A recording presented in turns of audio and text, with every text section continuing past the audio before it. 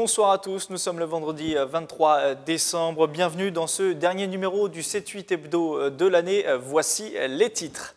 Ils portent un gilet violet et sont dispatchés sur l'ensemble des sites touristiques franciliens pendant 2 semaines. Les volontaires du tourisme s'installent pour les fêtes de fin d'année.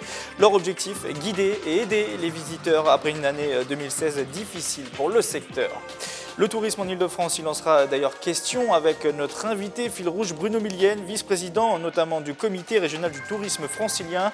Nous évoquerons avec lui les différents moyens dont dispose la région pour relancer la machine touriste. Et puis enfin, dans le reste de l'actualité, nous reviendrons sur les événements forts qui ont marqué l'année 2016. Il sera également question du Père Noël dans cet hebdo, ce dernier hebdo de l'année. Attentats, manifestations, inondations, l'année 2016 a été marquée par de tristes événements en Ile-de-France. Principale victime de cette série noire, le secteur du tourisme. Et pour inverser la tendance, la région a lancé un plan de relance.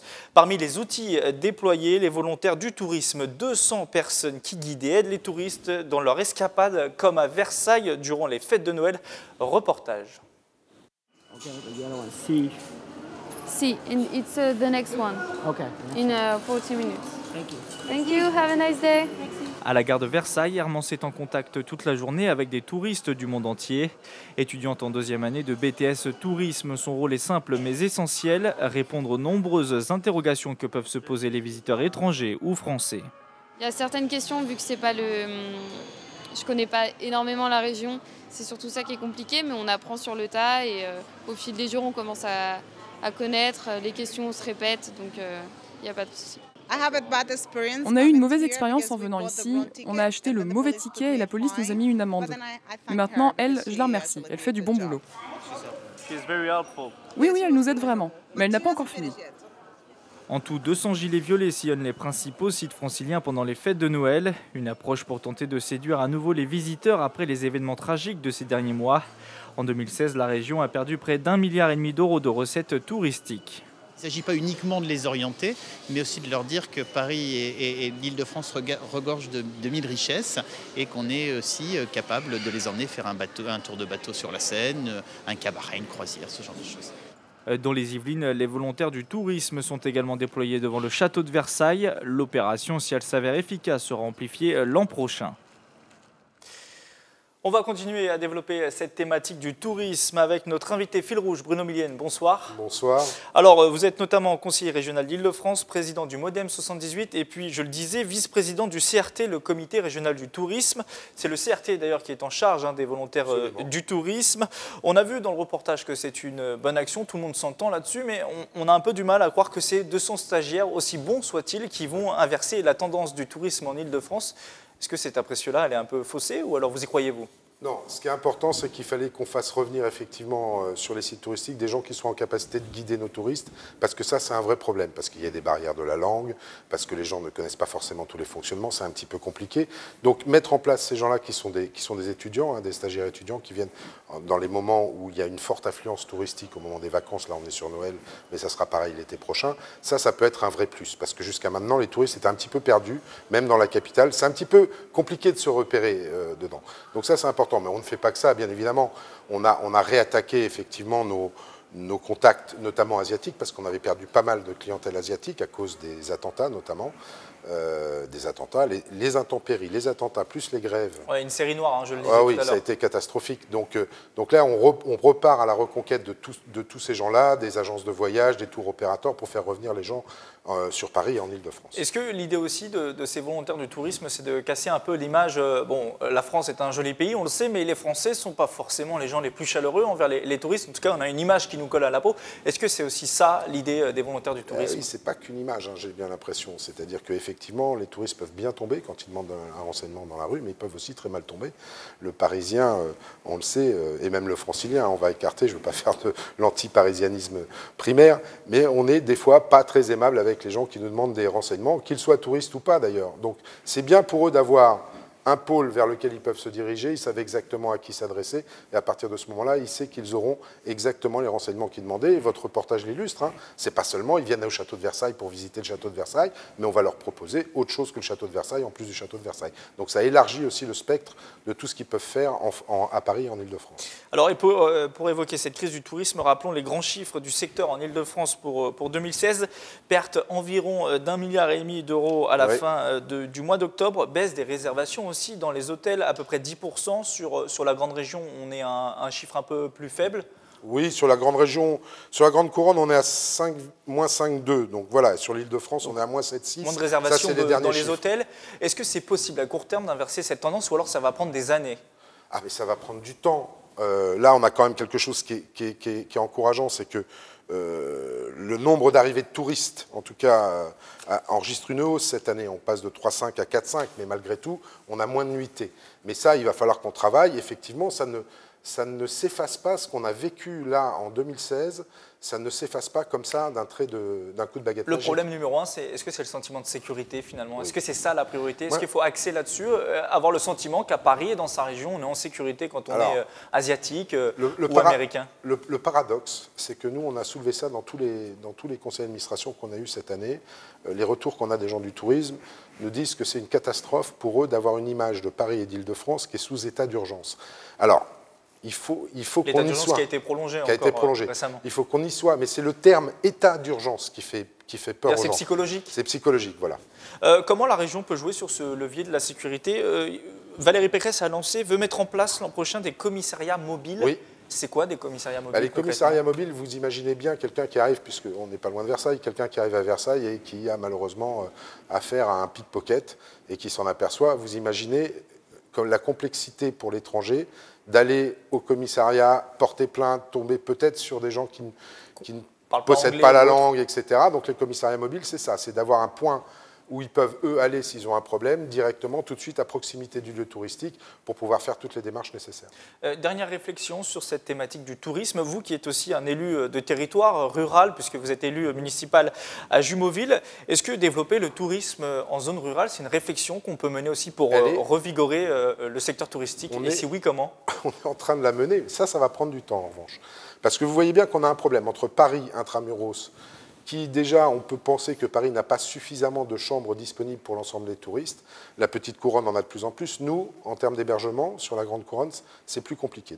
D'abord, il faut qu'on renforce ça.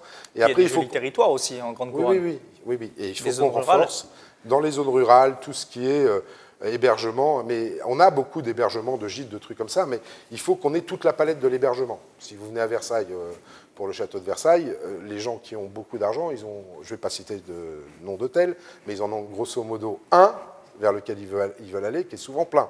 Donc voilà, ils n'ont pas forcément de possibilité d'aller ailleurs, donc ils retournent à Paris après avoir visité le château de Versailles. Donc il faut qu'on renforce l'hébergement, il faut qu'on offre d'autres possibilités touristiques. Là, on l'a fait avec la marque, je ne sais pas si vous avez vu, Destination Impressionnisme, qui est en train de se mettre en marche. Dans les Yvelines? Pas que dans les Yvelines, puisque c'est un accord entre la région Île-de-France et la région Normandie. Donc on va retracer, voilà, ça passe par les Yvelines, on va retracer le parcours des impressionnistes depuis Paris jusqu'à Honfleur, Dieppe, etc. Pour développer, là, ça sera un formidable, une formidable voie d'accélération pour les territoires pour se développer touristiquement, de capitaliser autour de ce que les impressionnistes ont fait dans leur coin. Voilà. Bruno Millienne, restez avec nous, on passe à l'actualité de la semaine.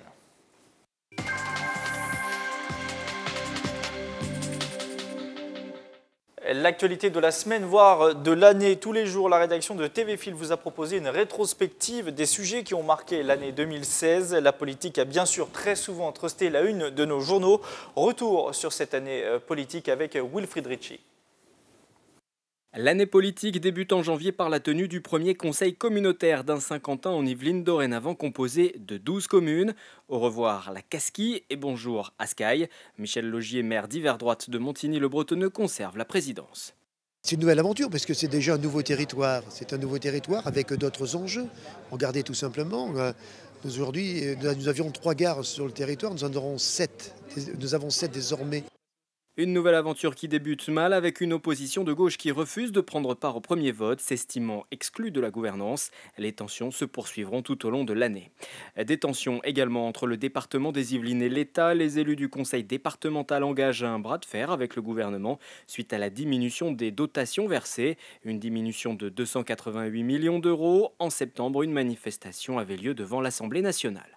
Ce sont des sommes absolument considérables que l'État ne nous donne plus. Alors qu'il décide de nos dépenses, les dépenses sociales, et il ne compense pas alors que normalement il a cette obligation constitutionnelle. Face à des ressources en chute, les Yvelines tentent de se rapprocher des Hauts-de-Seine pour mutualiser les moyens. En juin, un premier budget commun a été voté.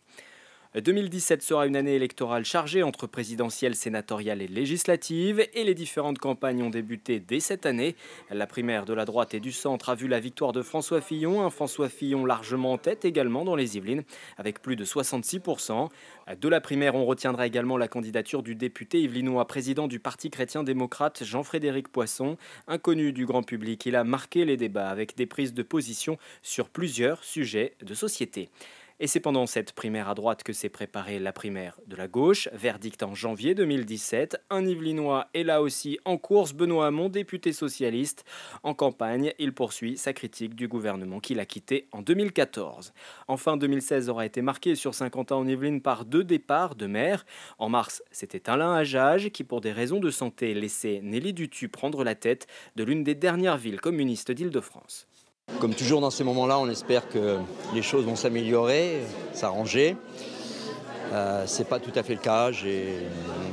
Ma situation de santé a encore besoin d'attention, de soins.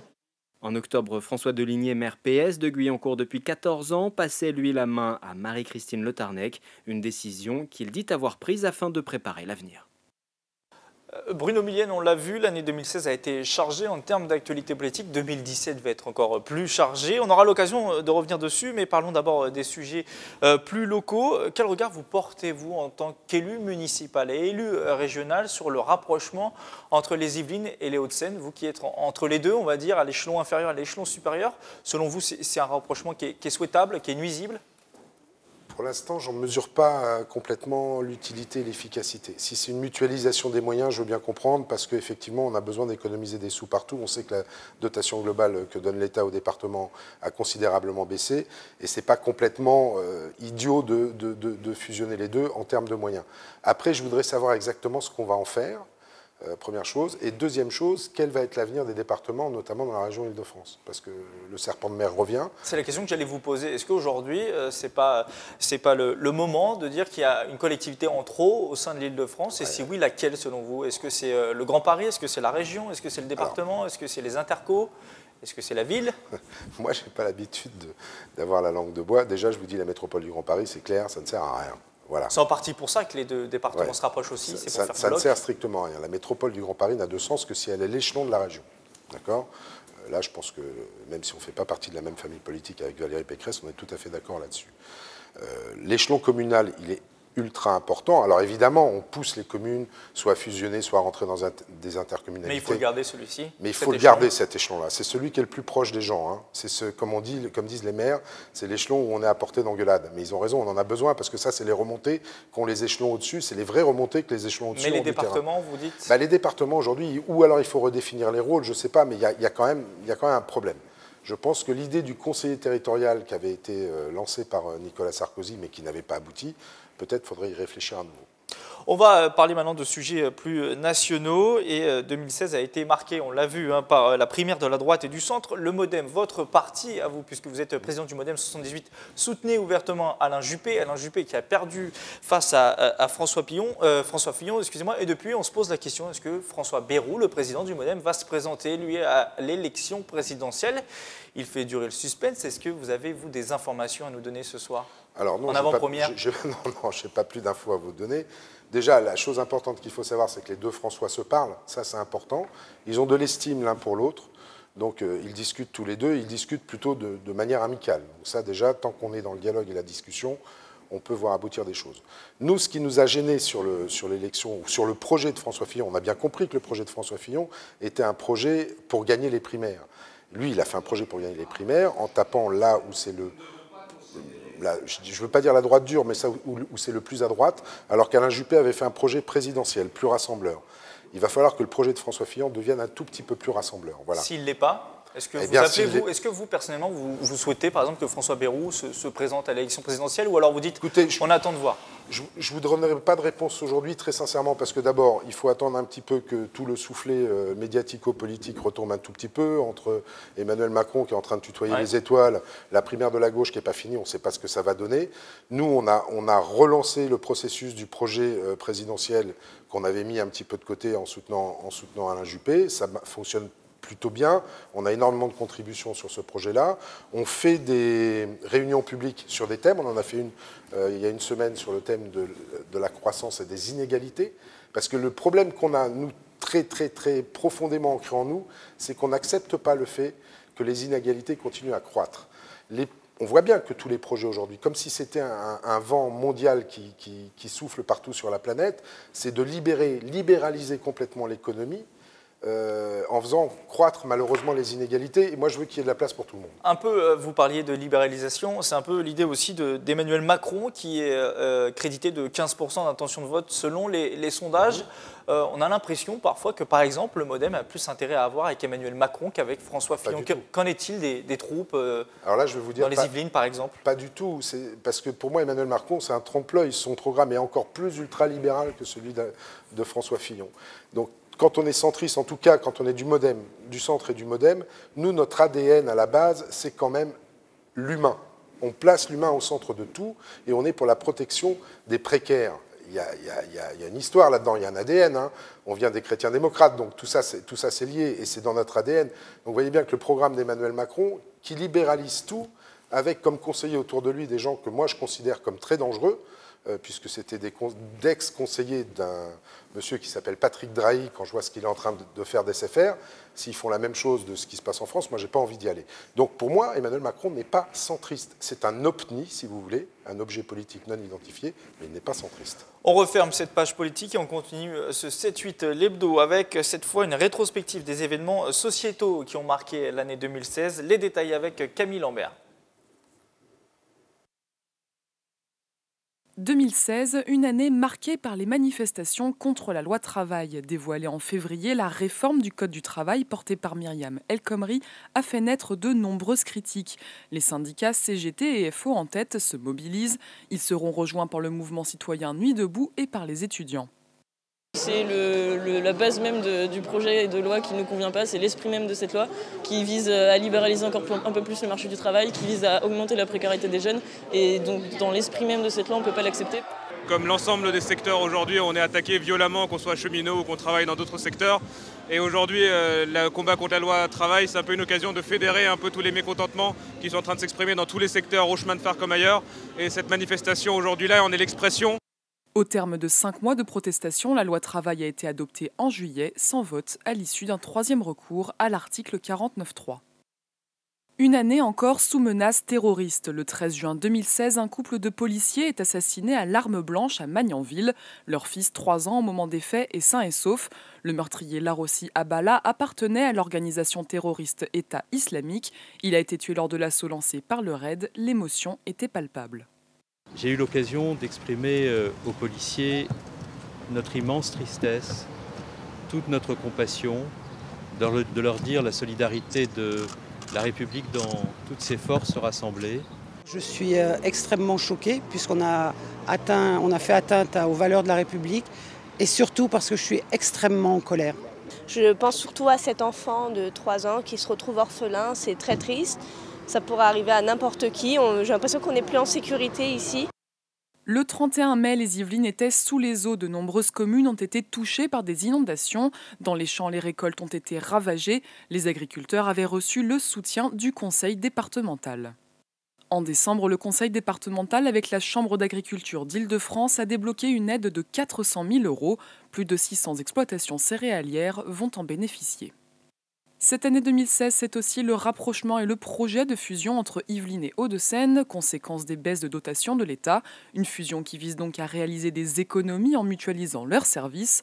En mars, les 2 départements ont créé un établissement public de coordination interdépartementale.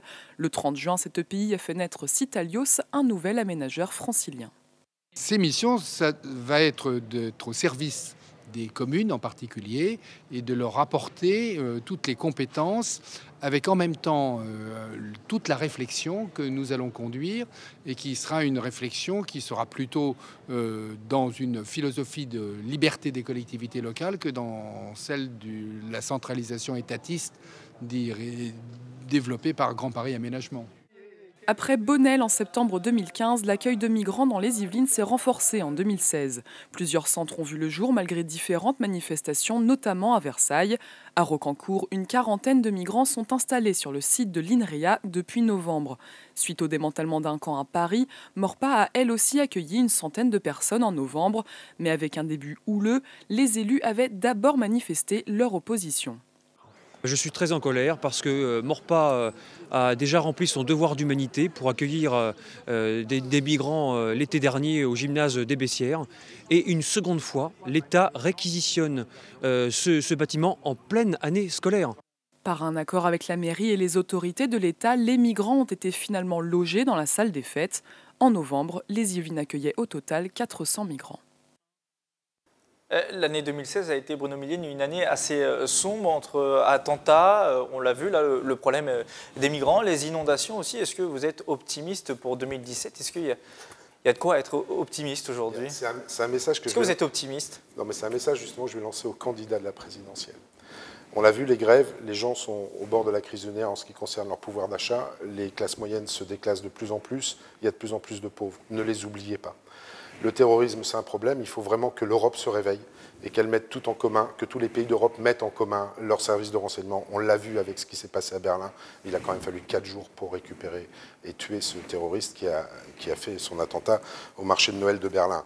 Et puis, dernière chose, les migrants, mon Dieu, l'État a été un petit peu coupable quand même cette année, parce que ce n'est pas en perquisitionnant, en allant contre les élus locaux, les élus de territoire, qu'on peut accueillir ces gens-là. Mon Dieu, on en accueille 36 000, on est 66 millions, faisons le bien. On leur doit ça. Ces gens sont en danger de mort chez eux, donc on leur doit ça. Voilà, c'est 3 petits messages à passer aux futurs candidats. Il ne faut pas qu'ils oublient ces gens-là. Merci Bruno Millienne d'être venu en plateau. Je rappelle que vous êtes conseiller régional d'Île-de-France, président du MODEM 78 et également vice-président du comité régional du tourisme. Bonne fête à vous. Bonne fête à vous. Les fêtes, justement, on en parle avec le Père Noël vert, une opération solidaire mise en place depuis de nombreuses années par le Secours populaire. Grâce à son armée de Père Noël vert, l'association collecte tous les ans des jouets pour les revendre lors de braderies ouvertes aux plus défavorisés. L'une d'entre elles se tenait récemment à la Verrière. Reportage d'Anne-Laure Langui et Patrick Jacques de Dixmude. Ça y est, le Père Noël est passé. Ici, à la Verrière, les cartons débordent de poupées, voitures et autres jouets en tout genre. Tous sont étiquetés entre 1 et 10 €. De quoi offrir aux enfants des familles en difficulté un vrai Noël. Ce sont des jouets que nous collectons à la fois auprès de particuliers, des dons. Toute l'année, on collecte. Et il y a eu aussi une grande partie des jouets qui viennent de la collecte de skibus. Avant de les mettre en vente, le Secours populaire trie, vérifie et si besoin répare les jouets. Bien que les collectes soient effectuées tout au long de l'année, la braderie propose toutefois des jouets dernière mode à prix cassé. Quand vous voyez qu'il y a des jouets qui sont vendus à 5 € alors qu'ils valent 30 ou 40, donc c'est quand même intéressant pour tous ces gens qui sont en grande difficulté. En une matinée, la braderie a vendu pour 600 € de jouets, une somme qui servira notamment à financer le repas du Nouvel An du Secours populaire, organisé sur des péniches à Paris. Et si vous vous demandez encore pourquoi les Pères Noël sont verts, voilà la réponse. Au début des années 1900, le Père Noël était vert. Et le Père Noël rouge, il est devenu rouge grâce à une grande société qui s'appelle Coca-Cola. Un pied de nez à une société de consommation qui a bien inventé le Père Noël rouge, mais oublié de faire profiter tous les enfants de sa générosité. Noël, c'est forcément les cadeaux, mais c'est aussi de grandes tablées. À quelques heures du réveillon, les hôtes d'un soir sont en pleine préparation chez les commerçants, comme on peut le constater à Voisin, le bretonneux Mickaël Edmidoro et Patrick Jacques de Dixmude. Le compte à rebours avant Noël a débuté. Chez les commerçants, le rythme s'accélère pour pouvoir répondre aux commandes des clients. Chez ce caviste implanté à Voisin-le-Bretonneux depuis 17 ans, on prépare les stocks en amont pour anticiper ce dernier rush. Moi, dès septembre, je rentre déjà des produits par rapport aux fêtes de fin d'année. Il y a une petite astuce aussi, c'est que les produits, souvent les producteurs augmentent leur prix en prévision des fêtes. Plus on s'en rapproche, plus les produits vont être chers. Donc nous, on prend un peu de marge de manœuvre, on achète en amont, de façon à pouvoir proposer des produits à des prix qui tiennent la route, et qui ne soient pas prohibitifs. Les whiskies et les champagnes sont les best-sellers de ces périodes de fête 2016, mais certains préfèrent les alcools traditionnels. Là, j'ai pris un Armagnac pour mon père, en fait, parce que c'est un fan. Bien faire l'adéquation, c'est important, de savoir placer un bon vin, et puis derrière, s'il y a un digestif, c'est important. À quelques mètres dans cette boucherie, les clients sont 3 fois plus nombreux qu'en temps normal. Les commandes sont passées généralement 4 à 5 jours avant le repas du réveillon. Eh bien, une poularde pour les fêtes de Noël. Nous sommes que 4 et donc je profite de la bonne viande de ce boucher pour commander. Pour répondre à cette demande, les 10 bouchers de la structure n'hésitent pas à faire des heures supplémentaires. C'est comme des journées longues. Et même le soir, quand on ferme à 19h30, on est obligé de rester travailler. Parce qu'on fait beaucoup de préparations maison, beaucoup de purée, beaucoup de choses en croûte et tout ça. Donc c'est fait maison, c'est très long à faire. Pas de répit non plus pour les poissonniers. Les fêtes de Noël sont aussi un moment charnière pour le secteur. Cette structure vicinoise réalise près de 30% de son chiffre d'affaires annuel au mois de décembre. Les gens ils commencent à chercher des produits, genre la coquille Saint-Jacques, langouste, homard. Les gens se renseignent beaucoup sur le tarif. Mais sinon, c'est Saint-Jacques, saumon, lotte, bar. Pour ce réveillon 2016, le budget moyen pour un repas traditionnel serait de 35 € par convive, de quoi vous mettre l'eau à la bouche. Enfin, avant de vous quitter, sachez que la rédaction de TV Fil 78 vous propose à partir de demain soir 20h30 une émission spéciale Noël, une émission que vous pourrez également revoir le 31 décembre et le 1er janvier 2017, une émission pour vous souhaiter de bonnes fêtes. C'est la fin de ce 7-8 hebdo. Merci de nous avoir suivis. Cette émission est à retrouver en podcast sur tvfil78.com. Bon week-end à tous, joyeux Noël et bonnes fêtes. Donc, nouveau numéro du 7-8 l'hebdo le 6 janvier prochain.